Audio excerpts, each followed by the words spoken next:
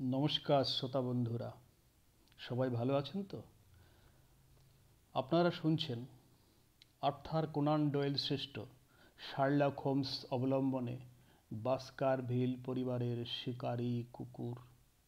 আগের পর্বে আমরা দেখলাম ডাক্তার ওয়াটসন মিসেস লরা লিয়ন্সকে নানাভাবে প্রশ্ন করে সূত্র খোঁজার চেষ্টা করছেন, কিন্তু মহিলাটি অত্যন্ত সুচতুরভাবে সমস্ত প্রশ্নের উত্তর দিয়ে ওয়াটসনকে মধ্যে ফেলে দিচ্ছেন। তারপর মিসেস লরা লিয়ন্স, তাহলে আপনি ঘটনার দিন সেখানে গেলেন না কেন? কারণ ইতিমধ্যে আমি অন্য সূত্রে টাকাটা পেয়ে যাই। তাহলে স্যার চার্লসকে চিঠি লিখে সে কথা জানালেন না কেন? জানাতাম, কিন্তু পরদিন সকালে তার মৃত্যুর খবরটা শুনলাম যে। ব্যর্থ হয়ে আমি ফিরে এলাম। আমার সমস্যায় রয়ে গেল। আমি শুরুতেই চলে এলাম, কিন্তু বারবার মনে হচ্ছে মহিলা আমার কাছে অনেক কিছু গোপন করেছেন। বোঝা যাচ্ছে তিনি নিজেকে যতটা নির্দোষ প্রমাণ করতে চাইছেন ততটা তিনি নন। তবে এই মুহূর্তে মহিলার থেকে আর কিছু জানা যাবে না। এবার আমাকে জলাভূমির ওই অপরিচিত লোকটিকে খুঁজতে হবে। কাজটা কঠিন, কারণ জলাভূমিতে শত শত কুঁড়েঘর আছে। তার মধ্যে কোনটাতে সে আছে তা খুঁজে পেতে হবে।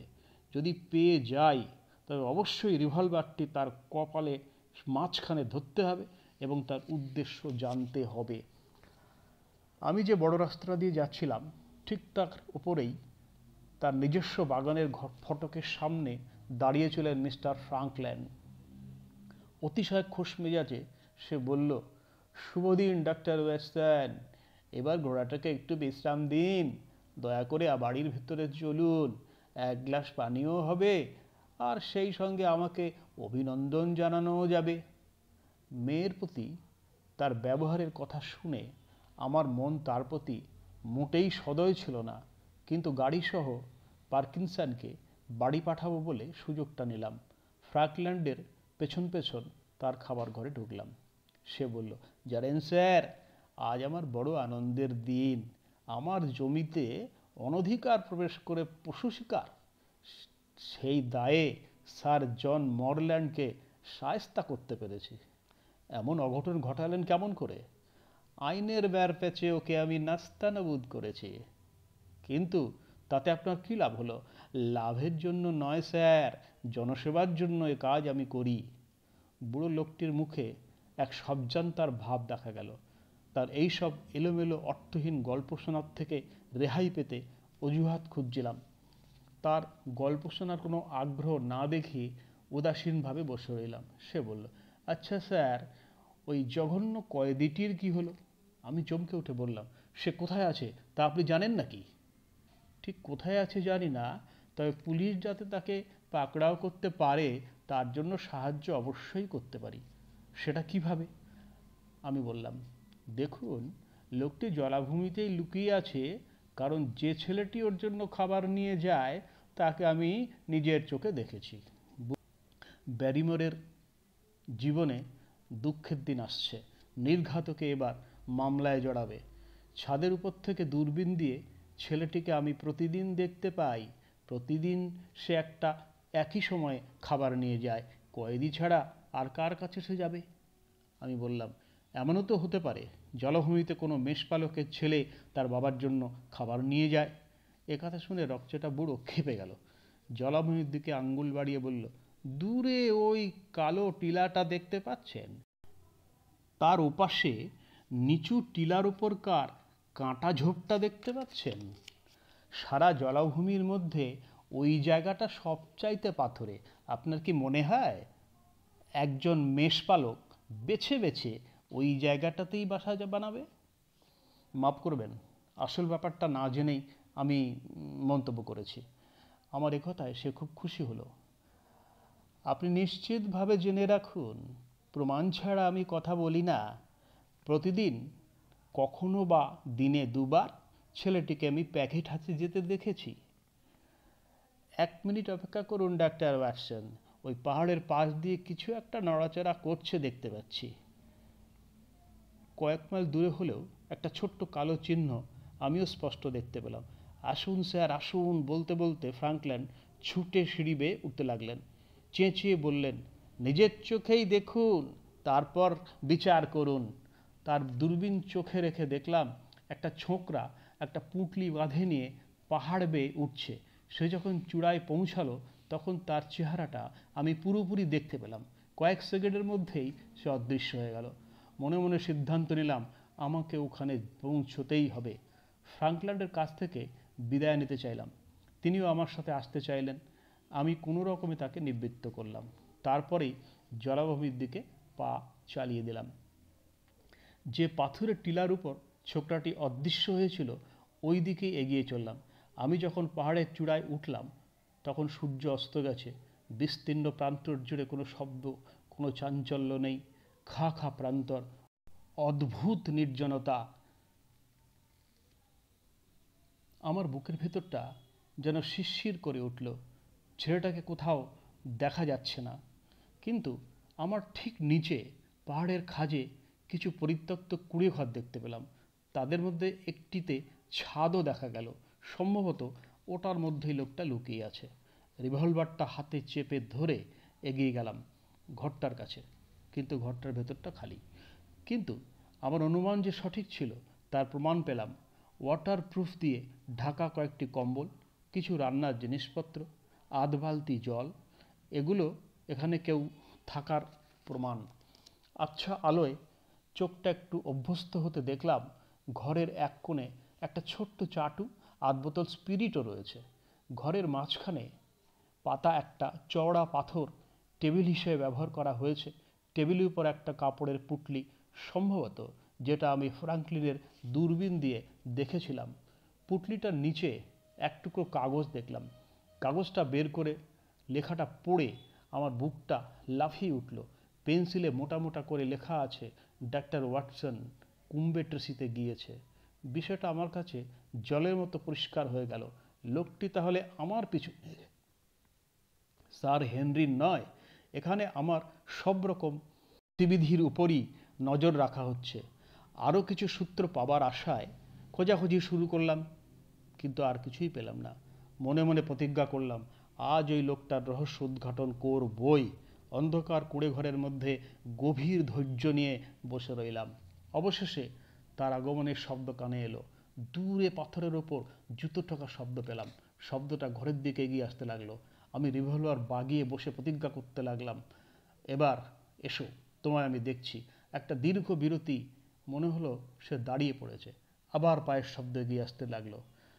একটা সুপরিচিত কণ্ঠস্বর ভেসে এলো, প্রিয় ওয়াটসন, সন্ধ্যাটা বড়ই মনোরম। আমার কিন্তু মনে হচ্ছে তোমার বাইরে আসা উচিত, এখানে বেশি আরাম পাবে। আমি নিজের কানকেই যেন বিশ্বাস করতে পারছিলাম না। এই যে হোমসের কণ্ঠস্বর। আমি ডাকলাম, হোমস। সে বলল, বাইরে এসো, তবে রিভলভারটা সাবধান। পাথরের লিন্টেলের তলায় মাথা নুইয়ে বেরিয়ে এলাম। সজোরে তার হাতটা চেপে ধরে বললাম, জীবনে কাউকে দেখে এত খুশি আমি কখনো হইনি। অথবা এর চাইতেও বেশি বিস্মিত হয়েছ কি বলো? হ্যাঁ, তাও স্বীকার করছি। অবশ্য বিষয়টা কিন্তু একতরফা নয়। দরজার 20 পায়ের মধ্যে আসার আগেও আমি বুঝিনি যে তুমি আমার অস্থায়ী আস্তানার সন্ধান পেয়ে গেছো, অথবা তুমি ভেতরেই রয়েছো।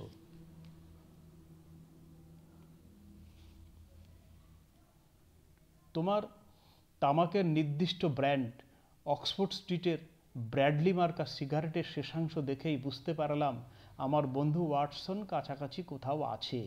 বোধ করি ঘরে ঢুকবার আগে শেষাংশটা তুমি ছুঁড়ে ফেলে দিয়েছিলে। ঠিক তাই। কোনো কিছুতে লেগে থাকবার প্রশংসনীয় ক্ষমতা তোমার আছে আমি জানি। তাই আমি নিশ্চিত ছিলাম তুমি ঘরের ভেতরেই আছো এবং অস্ত্রটা বাগিয়ে লুকিয়ে বসে আছো। আসলে তুমি ভেবেছিলে আমিই অপরাধী। তুমি কোথায় আছো আমি জানতাম না, কিন্তু স্থির করেছিলাম খুঁজে বের করবই। চমৎকার ওয়াটসন, কিন্তু আমি যে এখানে আছি সেটা বুঝলে কেমন করে?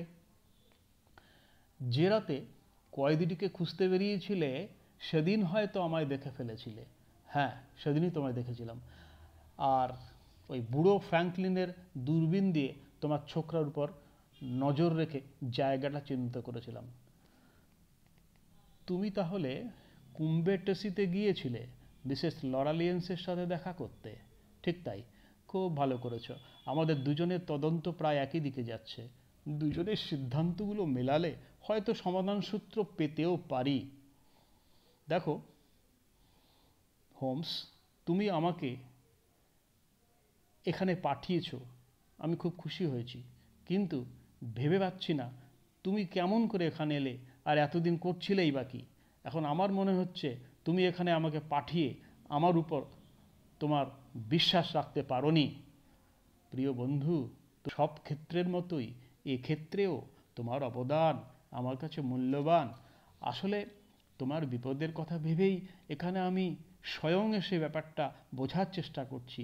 আমি যদি স্যার হেনরি এবং তোমার সাথে একত্রে থাকতাম, তবে আমাদের শত্রুরা সজাগ হয়ে যেত।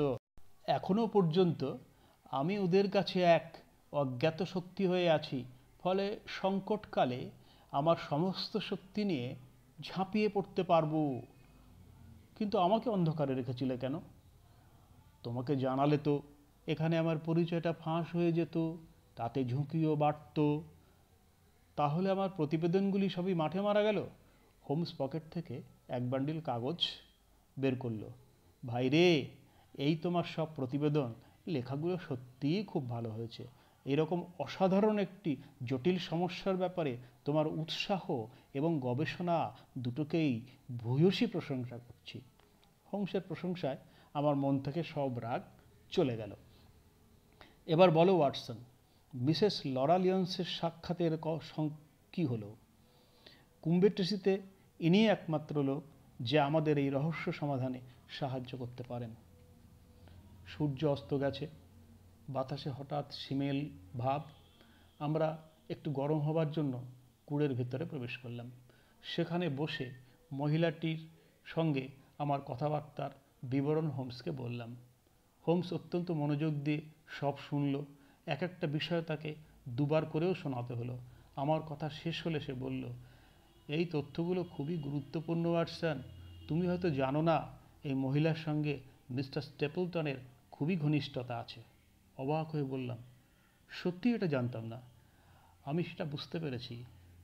তারা একত্রে মিলিত হয়, চিঠি লেখে। তাদের মধ্যে রসায়নটা খুব ভালো, খুব শক্তিশালী একটা অস্ত্র আমরা হাতে পেয়েছি, বুঝলে? এটাকে ব্যবহার করে তার স্ত্রীকে যদি সরিয়ে দিতে পারি। তার স্ত্রী? দেখো ওয়াটসন, তুমি আমাকে অনেক খবর দিয়েছ, এবার আমি তোমাকে একটা মজার খবর দিচ্ছি যে মহিলাটি এখানে মিস স্টেপলটন বলে পরিচিত, আসলে কিন্তু তিনি তার স্ত্রী। হায় ভগবান, তুমি ঠিক জানো হোমস। তাই যদি হবে, তবে তিনি স্যার হেনরিকে তার প্রেমে পড়তে দিলেন কেন? স্যার হেনরির প্রেমে পড়ার ফলে তার নিজের ছাড়া আর কারো কোনো ক্ষতি হবে না। আমি আবারও বলছি, মহিলাটি তার স্ত্রী, বোন নয়। কিন্তু এত বড় ফাঁকিবাজির কারণ কি? কারণ তিনি জানতেন অবিবাহিত স্ত্রীলোক হিসাবেই তাকে অনেক বেশি কাজে লাগানো যাবে। আমার ভাবনাগুলো ছিঁড়ে যেতে শুরু করলো। মাথায় সোলার টুপি, হাতে প্রজাপতি ধরা জাল, সেই নির্বিকার বর্ণচোরা লোকটির মধ্যে আমি যেন ভয়ঙ্কর কিছু দেখতে পেলাম। যে এমন একটি প্রাণী যার ধৈর্য কুশলতা সীমাহীন, যার মুখে হাসি, অন্তরে খুনের নেশা। তাহলে এই লোকটি আমার শত্রু, যে লন্ডনে আমার পিছু নিয়েছিল। আর সাবধানবাণীটা সম্ভবত এই মহিলার কাছ থেকে এসেছিল। ঠিক তাই। এসব তুমি কি করে জানলে হোমস? স্ত্রীলোকটি যে তার স্ত্রী জানলেই বা কেমন করে? আমি জেনেছি, কারণ প্রথম যখন তোমার সঙ্গে তার দেখা হয়েছিল, তিনি আবেগের বশে তার সত্যিকারের আত্মজীবনী তোমাকে বলেছিলেন। একসময় তিনি উত্তর ইংল্যান্ডের একজন স্কুল শিক্ষক ছিলেন, আর একজন স্কুল শিক্ষকের পরিচয় খুঁজে বের করা খুব একটা কঠিন কাজ নয়। সামান্য অনুসন্ধান করে জানতে পারলাম সে খুবই ভয়ঙ্কর অবস্থার ফলে তার কুলটি বিপন্ন হয়ে পড়ে, তখন সে তার স্ত্রীকে নিয়ে সেখান থেকে সরে পড়ে। বিবরণ মিলে গেল যখন জানলাম লোকটি কীটতত্ত্বে খুবই আগ্রহী। আমি ভেবে পেলাম না এই স্ত্রীলোকটি যদি সত্যি তার স্ত্রী হয়, তবে মিসেস লরা লিওন্স এর মধ্যে আসেন কী করে? মিসেস লরা লিওন্সের সঙ্গে তার স্বামীর বিবাহ বিচ্ছেদের চেষ্টা চলছে, সেটা তো তুমি জানো।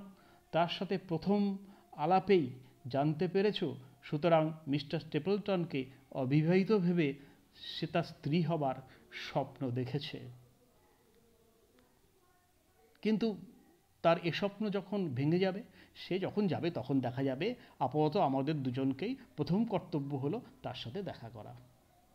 আজ এই পর্যন্ত। গল্পের বাকি অংশ পরবর্তী পর্বে।